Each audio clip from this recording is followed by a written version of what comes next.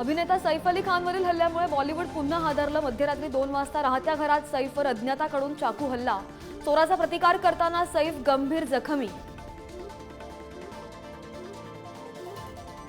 सैफ अली खानवर लीलावती रुग्णालयामध्ये 2 शस्त्रक्रिया यशस्वी।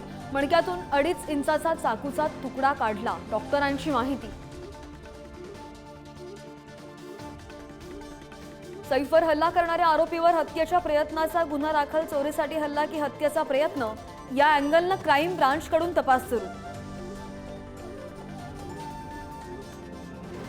सैफ अली खानवरील हल्ला पूर्वनियोजित कटाचा भाग असू शकतो। जितेंद्र आव्हाडांकडून शंका व्यक्त।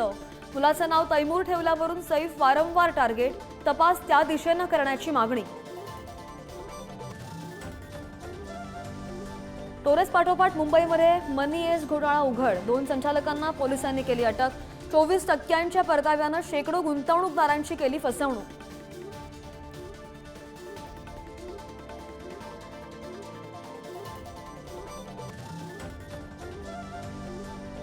सरपंच संतोष देशमुख हत्या प्रकरणातील आरोपी कृष्ण आंधळे नाशिकमध्ये असल्याची चर्चा।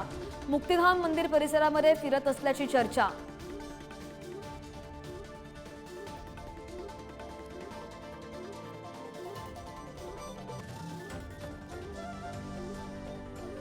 संतोष देशमुख हत्या प्रकरणामध्ये आज एसआयटी कडून होणार वाल्मिक कराडची चौकशी। मकोका लागल्यानंतर एसआयटी कडून तपास।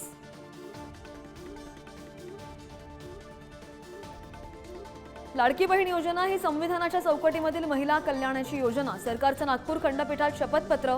योजनेमुळे वित्तीय तूट वाढणार नसल्याचा सुद्धा निर्वाळा।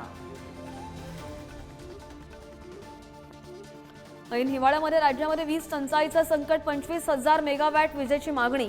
महाराष्ट्राला वीज पुरवठा करणारे गॅसवर आधारित प्रकल्प ठप्प। महाजन कोला गॅसचा तुटवडा।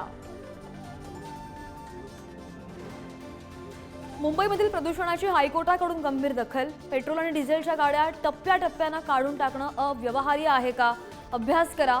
सीएनजी इलेक्ट्रिक गाड्या वाढवण्यावर भर द्या। कोर्टाचे सरकारला निर्देश।